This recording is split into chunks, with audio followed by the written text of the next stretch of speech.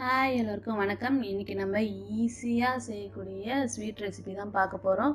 எல்லாருக்கும் பிடிச்ச பாதுஷா தான் பார்க்க போகிறோம். பாதுஷா செய்கிறதுக்கு தேவையான இன்க்ரீடியன்ட்ஸ் என்னென்னு பார்க்கலாம் வாங்க. 2 கப் மைதா, 100 gram butter, 1/2 spoon baking powder, தேவையான அளவு தண்ணி, சர்க்கரை பாகு செய்கிறதுக்கு 1 கப் சர்க்கரை எடுத்துருக்கிறேன். சர்க்கரை மூழ்கிற அளவுக்கு தண்ணி விட்டு சர்க்கரை பாகு ரெடி பண்ணிக்கலாம். பட்டருக்கு பதில் நீங்கள் டால்டா, வனஸ்பதி, நெய் எது வேணாலும் சேர்த்துக்கலாம், நல்லா வரும். இப்போ மாவு ரெடி பண்ணிக்கலாம். மாவில் ஒரு சிட்டிகை உப்பு சேர்த்துக்கோங்க. எடுத்து வச்சுருந்த பட்டரையும் இதில் சேர்த்துக்கோங்க. 1/2 ஸ்பூன் பேக்கிங் பவுடர் இதில் சேர்த்துக்கோங்க.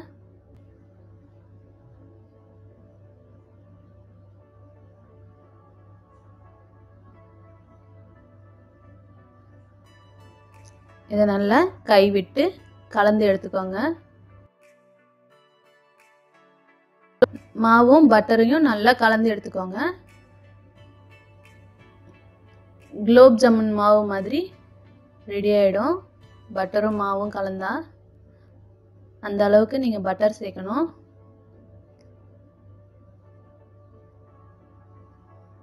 இப்போ தண்ணி விட்டு பிசைஞ்சு எடுத்துக்கலாம். மாவை நல்லா அழுத்தி அழுத்தி பிசையக்கூடாது, சாஃப்டாக தான் பிசையணும். ரொம்ப அழுத்தி அழுத்தி பிசையாதீங்க.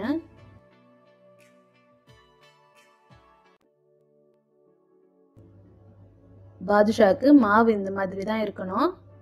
பாருங்க, இந்த மாதிரி தான் லேயர் லேயராக இருக்கணும் மாவு. அப்போ தான் பாதுஷா அவுட்டர் லேயர் நல்லா கிறிஸ்பியாக இருக்கும், உள்ளே சாஃப்டாக லேயர் லேயராக வரும் உங்களுக்கு. மாவு ரெடி ஆகிடுச்சு. இப்போ இதை நம்ம சின்ன சின்ன உருண்டைகளாக உருட்டிட்டு நல்லா கை வச்சு அழுத்தி உருட்டுங்க. அப்போ தான் உங்களுக்கு பாதுஷா மாதிரி ஷேப் வரும். பாருங்கள், இந்த மாதிரி நல்லா கை வச்சு அழுத்தி உருட்டிக்கோங்க.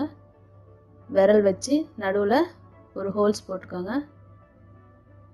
அவ்வளோதான். சர்க்கரை பாகு ரெடி பண்ணிக்கலாம்.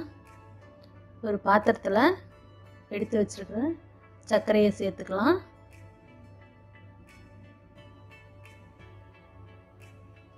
சர்க்கரை மூழ்கிற அளவுக்கு மட்டும் தண்ணி விட்டால் போதும், நிறைய தண்ணி விட்டுறாதீங்க. நம்ம ஒரு கம்பி பதம் அளவுக்கு சர்க்கரை பாகு காய்ச்சி எடுக்க போகிறோம். நான் எல்லா பாதுஷாவையும் இதே மாதிரி தட்டி எடுத்துக்கிட்டேன். இதை நம்ம எண்ணெயில் போட்டு பொரிச்சு எடுத்துக்கலாம். தீ எப்போ மிதமான சூட்டில் தான் இருக்கணும். லோ ஃப்ளேம்லேயே வச்சு சுடுங்க. 3, 4 அதுக்கு மேலே போடாதீங்க. அப்போ தான் எண்ணெயோட சூட்டுக்கு நல்லா பாதுஷா வெந்து வரும். நீங்கள் நிறைய போட்டிங்கன்னா அது ஒரு மாதிரி ஆகிடும். சுகர் சிரப் இங்கே ரெடி ஆகிட்டுருக்கு. நம்மளுக்கு ஒரு கம்பி பதம் அளவுக்கு வரணும். இப்போ பாதுஷாவை திருப்பி விட்டுக்கலாம்.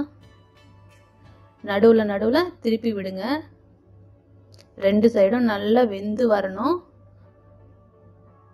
லோ ஃப்ளேமில் வச்சாதான் உள்ள வரைக்கும் நம்மளுக்கு வெந்து வரும்.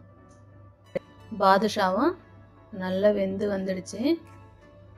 நல்லா கோல்டன் ப்ரௌன் வர வரைக்கும் விட்டுடுங்க. கோல்டன் ப்ரௌன் வர வரைக்கும் நல்லா பொரிச்சு எடுங்க. இப்போ நல்லா கோல்டன் ப்ரௌன் வந்துடுச்சு, நம்ம எடுத்துடலாம்.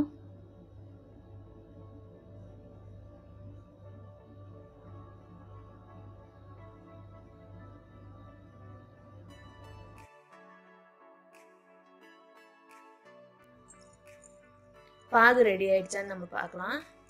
இந்த மாதிரி எடுத்து பாருங்க, நல்ல ஒரு கம்பி பதம் வரணும். அவ்வளோதான், பாகு ரெடி ஆயிடுச்சு. எடுத்து வச்ச பாதுஷாவை நம்ம சர்க்கரை பாகில் சேர்த்துக்கலாம். சர்க்கரை பாகில் போட்டு நல்லா திருப்பி விட்டுக்கோங்க. திருப்பி விட்டு 3 to 5 நிமிஷம் விடுங்க. விட்டுட்டு தனியாக ஒரு பிளேட்டில் எடுத்து வச்சுருங்க.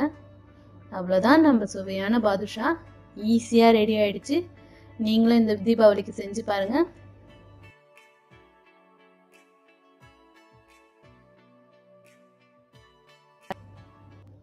பாதுஷா நல்லா சாஃப்டாக வந்திருக்குது, மேலே கிறிஸ்பியாக வந்திருக்குது. நான் உங்களுக்கு உடச்சி காமிக்கிறேன் பாருங்கள். பாருங்கள் எவ்வளோ சாஃப்டாக உடையுது. மேலே மட்டும்தான் உங்களுக்கு சுகர் சிரப் கோட்டிங் இருக்கணும், உள்ளே வந்து சாஃப்டாக சுகர் கம்மியாக தான் இருக்கணும். அதனால் ரொம்ப நேரம் பாகில் ஊற வச்சிடாதீங்க. அவ்வளோதான். இந்த வீடியோ உங்களுக்கு பிடிச்சிருந்தா லைக் பண்ணுங்கள், கமெண்ட் பண்ணுங்கள், உங்கள் ஃப்ரெண்ட்ஸோட ஷேர் பண்ணுங்கள். நம்ம சேனலுக்கு மறக்காமல் சப்ஸ்கிரைப் பண்ணுங்கள். தேங்க்ஸ் ஃபார் வாட்சிங். ஹாப்பியாக இருங்க, லைஃப் என்ஜாய் பண்ணுங்கள்.